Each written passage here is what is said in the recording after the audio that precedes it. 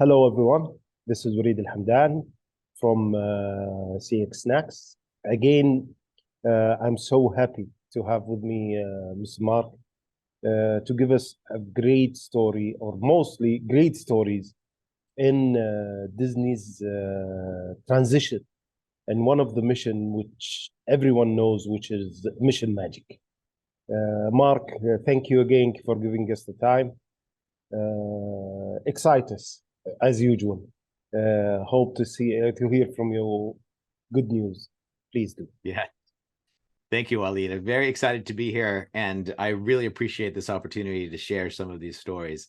So we heard before that we were building a new space, a new store, a new environment, and there was many unique features.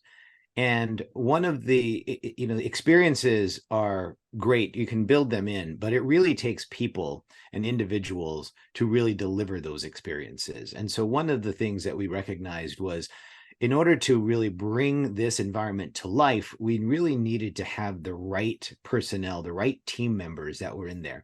And it wasn't seamless. We made some starts and stops, and we made some mistakes, but ultimately, we started with a name. And with Disney, it's always important to name it something that's very catchy, that's very kind of memorable. But Mission Magic is what we called it. And what we wanted to do is create a philosophy, and it wasn't a program, or it wasn't an initiative, or it wasn't a feature of how we do things. It was a philosophy of how we think, of how we really showed up to work and really kind of became a performer on stage, as we were really trying to become better at service than we had been in the past. So if you recall from back at the very beginning of the story, we had gone through a transition. The Disney stores had been sold off. And so the employees and the team members that were there a lot of them had transitioned. And so we really wanted to bring everyone back into the mindset of what it means to be a part of the Disney family again, and really what it means, how important it is for you to deliver on the legacy of the Walt Disney Company. And so we decided to really start to define what we wanted and how we really wanted it to become something that was unique and special. So Mission Magic was born. And if you think about the Mickey Mouse symbol, so there's like a head, and there's a smaller ear and a smaller ear. Yes, the two ears on the top. So if you think about in the head, in the face, there was, okay, let's start the ear. So in one ear, we had the word entertainment. Mm-hmm. And in the other ear, we had the word engagement. And the big face, we had the word culture. And so the idea was that if we bring in entertainment, if we bring in people who are going to want to entertain our guests, they want to deliver an experience to our guest, we want that to be one of the ears. The other ear is going to be engagement. So obviously you don't want to tell jokes, at a funeral. I know that's a terrible thing, but I mean, you have to read the guest, read the customer, and really kind of make sure that you are engaging with that individual. So you're really not going on and doing the same like jokes or spiel or story every time to every person, but you're really trying to personalize it to that individual. So it had to be. If I may. Yes, please. Now, one of the main, what you have started and said, was the people. And I think so that's one of the, as they say, challenging, as the solution, which we could see now, is transformation to technology. So when you are talking about building, as they say, recap, engagement, entertainment, and culture. So the three of them, especially the culture, is one of the hardest and the challenging, as I say, pillar in even any customer experience strategy. Yes. So I think so. If you could give us some stories in how you managed, or the team, that, because you have said that now there was a transition, people were coming back. Now it could be that some of them are not feeling good, some of them feeling sad. So you needed to really entertain and do some engagement to change the culture. So Very good. And yeah, so if you think about the face of Mickey, the yeah, ears, the idea, at least the thought was, if we increased our people's ability to entertain, increase our people's ability to engage, those ears would get bigger. And if the ears get bigger, then the head gets bigger. So you grow the culture by growing what you want to build the culture on, which was in entertainment and engagement. And so then we had to say, okay, what does entertainment mean? What does engagement mean? And so, so it was very much a building block kind of mentality.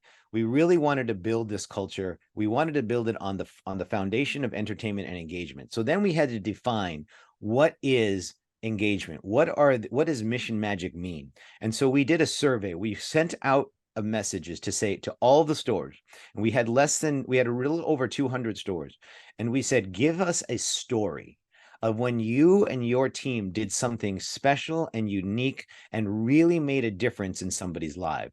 And we gave them a deadline, and we told them it shouldn't be longer than this much. And if you had a picture, that would be great, but if you didn't, it's okay. And this was back in 2010, so not a lot of the phones weren't that good and stuff like that. But anyway, and what we found out was that there were some amazing stories. And I'll give you an example. A family was driving from New York to Florida, so north to south. And Florida was Walt Disney World. And they were going on a family vacation. And the children were so excited because they were going to Disney World. And so as they were driving south, they got a message, a terrible message, that a relative of theirs had passed away. And they had to stop their vacation, and they made the decision that they were going to turn around and go back home. So of course the children are heartbroken, they're crushed. And so they went to one of the malls out very far away from their home. And the cast member, the person who was working there, asked them, is everything okay? And they shared the story that this is how it happened. And the cast members they got together and they thought, what could we do to help this family? This family is going through something that's very traumatic. And so then one of the cast members asked the child, what's your favorite ride at Walt Disney World? What do you really love? And the child said, I love the rock and roll coaster. And so it's a roller coaster with like Aerosmith music. And so another cast member said, you know what? I'll be right back. They ran to their car. And so this is back in the 2010s. They got a CD that had the soundtrack of Walt Disney World, because people who work at Disney Store are pretty crazy about Disney. And so then they said they put the soundtrack on the player in the store so that it played throughout the whole store. And they told the kids and the parents to line up in a line. And when they pushed play, they ran the children and the parents in and out of all the fixtures in the store. And they told them to raise their hands, and they were screaming that they were going downhill. And they were trying to just for a moment, help the children believe that they went through something fun and unique and exciting on the rock and roll roller coaster in New Jersey. So that was a wonderful story. And those are the stories that we started to get back, that cast members recognized, hey, here's a moment in this customer's life that we could make a difference in. And that's what we said, okay, how do we operationalize that? How do we then put into place a framework and guidelines, not rules, but guidelines to help people understand, number one, you have permission to do this. And number two, we expect you to do this. We want you to do this. Can I just cut you here? Because while you were sharing the story, this is from a business perspective. I'm saying a message to the CEOs. Honestly, when they hear this story from you, there are some points that you have highlighted, which for any organization, they could reach and excel and hit their goals without any challenges. You have shared that one, humanity and they have thought uh, as a human. And this is from a business perspective. You are immediately linking it to a wow factor. This is one. Secondly, you have shared that your people, which are in the store, that they face the family, that they are customer centric, and this is something not easy. It means that your employee are so loyal and so engaged to Disney, which you have highlighted again and said they are crazy about Disney. So this means employee experience. CEOs, this is number two. Three, which is very crucial, they think about the people. They never think that, okay, you're going to buy and goodbye. No, they knew that this will be a memorable moment from a human factor. CEOs, if you could reach to one store with this journey and this moment without utilizing and, as they say, offending people that you're trying to sell, you will reach. I'm sorry, but this small story is really, as they say, a study alone. It's really a study alone, that this is why Disney is, for until this year's, are number one. Nobody can challenge them. Thank you. Thank you really to share that story. No, and I will say it is we received like 200 stories, and they weren't all that good. But there were many of them that we recognized that there were people, like you said, with empathy and with humanity, and who were willing to not just listen, but act on what they heard and act on what they observed. And so we took the ideas that people were coming to celebrate for many, many reasons. And we took the idea of, okay, there's going to be some moments that people will give us these hints that there is something that is unique about this particular day. And then we said, this is how we want you to deliver an experience. Now, it's very difficult to kind of write a list of things. You do this first, a lot of it is innate. A lot of it is something that you as a human being have to be willing to say, I care about my customers. I care about my guests, and I really want them to have a memorable time. And that's not easy to find. And there is a difference between somebody, because like we had an example of a young man who used to do a imitation of Mickey Mouse. He could speak like, I could speak like Mickey Mouse. You know, he could speak like, but you don't do that to like a grandmother and a parent and a child. But that was his like trick. That was his shtick. And we were like, okay, that's good, but I need you to only use it when it's appropriate. You don't walk around all day, every day, because you're going to become annoying to people. And they're going to wonder what's wrong with you. So you have to really kind of understand, you when you're engaging with somebody, you recognize that this person is where I could use that. So what we wanted to do is we wanted to create this universal kind of like language and phraseology. So as if you remember, when we made the store, we had something that was the princess section. We had something that was the cars section, the Toy Story section. So we had these little tiny like lands within the store, very small store, but these small lands.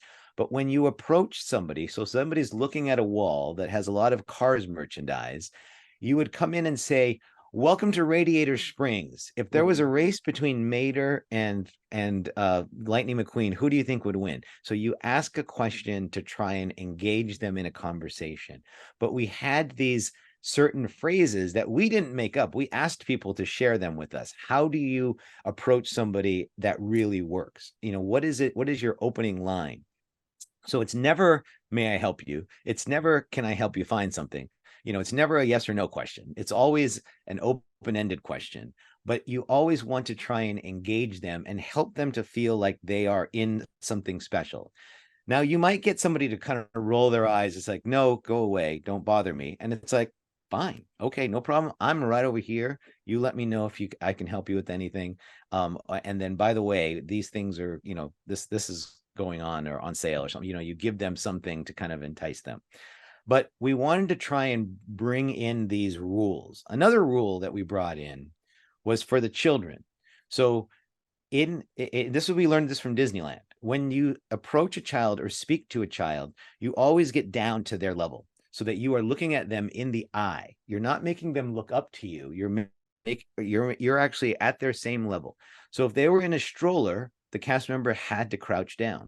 When they were walking, holding the hand of their mom, they would crouch down and they would speak directly to the child, ask the child an engaging question, and really try and get the child to start have a conversation. So the other rule that we learned from Disneyland was there's a saying, and the saying is you take a child by the hand, you take a parent by the heart. So in the conversation with the child, if you said, I've got this one brand new princess item that's over here, would you like to see it? And the little girl says yes, you put your hand out. If the child takes the hand, you walk that child over to the princess section. The parent feels wonderful. The child feels wonderful. And so it's those small things that made a big difference. And those are just one or two just examples of how we wanted to try and really kind of bring the level of service up to a very, very high standard. And that was something that was very critical in how we were building the store. So for sure, in the engagement, let's say here on the left, and the engagement that you have, or basically done, or and ensured that all of your staff, or most of them, really knew how to read body languages, yes. Reactions, because some of them, unfortunately, are poor in that area, which don't fit to that position. This is why I always say to my colleagues or my customers who I sit with, I tell them, look, in the customer experience, customer service, customer care, and even in sales, when you have a person which is trying to engage, if they don't have the skill to read the person in front of him, he will lose or she will lose, for sure. So he or she loses, you lose. So for sure, it's very crucial to really choose the right person and to really be your ambassador in that area. Yes. And there is a spectrum of like it's like that saying, like head, heart, or hands. People who kind of approach their work either from the heart perspective, the hands perspective, or the head perspective. If you had a whole team of only heart people, and a heart people very important, especially in this level of service that you're trying to deal with families and children and things. But if you have your whole team as heart people, you're going to have some problems. There's going to be people who are going to emotionally get into kind of arguments or not see eye to eye on things. And so we understood there has to be a balance. There has to be, a leader who understands, I know how to speak with folks who are like in the stockroom. These are the hands people, the people who are unboxing merchandise and taking boxes off trucks and putting things, on the backstage. We need folks who are going to do that. You could put them on stage, but you probably don't want them on stage because they are doing a certain task and a certain job. The leadership, the assistant managers, the ones who can make a wall beautiful, like make the standards like perfect. Again, they might not be a perfectly great like engager with guests, but they might have the eye and the ability and the strength in order to kind of make your store look as immaculate as it needs to look. Like the creative people, like the yes, very much. So it is definitely, you want to have a combination of strengths on the team in order to make sure you can deliver the experience that is there for the expectation. And so we talked about language, about really trying to have these different phrases that we used in when you kind of approach someone. We talked about the physical sort of way that you wanted to try and, look people in the eye, look children in the eye, and things of that nature. And then we talked about like giving the tools in order to help them with those experiences. So we had these stacks of certificates, and the people like certificates. And so it says, all it said was, you know, congratulations, and we could write in something. Or if it was their birthday, we had that celebration that we could do where the name comes on the screen with the characters and you could take a photograph. So it was very much, we wanted to give the tools in order to kind of deliver on those experiences. So I recognize that there's a chance to make something special happen, and then I have the tools to make that something special happen. And you have to print things, and you have to you know, you have to give people scripts, and you have to help people understand this is what the expectations are. But as long as you sort of get everybody on board and really kind of help them understand this is the new reality, and this is probably the most one of the most important things, is that we went out across the country, and we went from region to region to region to region to region. And we said, listen, we expect you to give unforgettable experiences to our guests. So we're going to try and give you an unforgettable experience. And so in every single place that we went, we had backstage tours at Walt Disney World, or we got a chance to go see where they light the fireworks, or we went to this one hotel that was haunted, that had ghosts supposedly, and we had this tour of this little ghost thing. And we went to these different, when we went to different regions, we tried to find something that was unforgettable, to try and instill in them that this is possible, it is possible, and we want you to do it.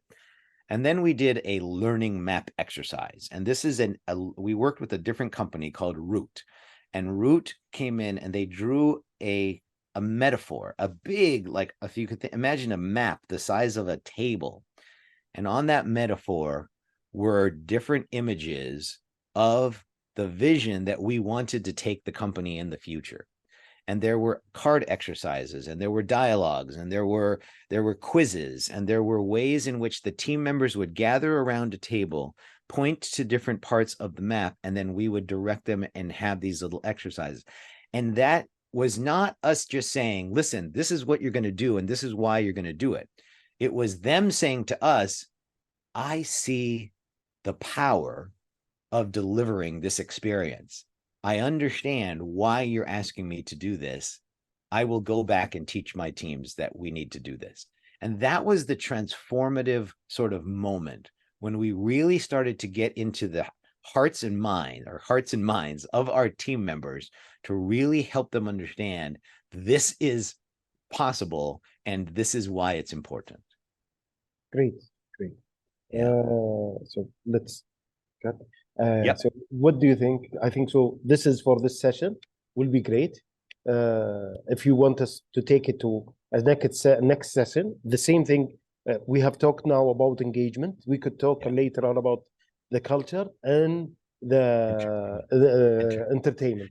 I think so. If you would see that's I think the entertainment, a lot of it, entertainment is really about using the tools that we provided you.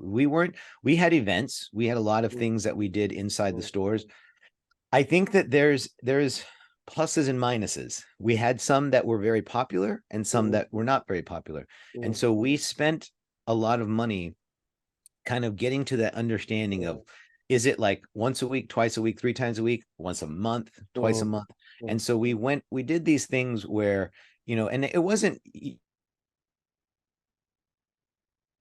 come to the mall and, you know, to increase the number of trips like to our store. That's what we were trying to do. And so it worked really well when we were releasing a new movie. But it didn't work as well. It peaked. When we were releasing a new movie, we got a lot of people in, and they did surveys, not at our stores, but at the movies, when they did test like showings of different, and sometimes it was 17 to 20% of the people said they heard about the movie, and the reason they wanted to see the movie was because of the experience at the Disney store, which was great, which was wonderful. So it's that synergy piece, like how does one division help another division succeed? Thank you very much for the time. Thank you for sharing great stories, honestly. I'm so excited.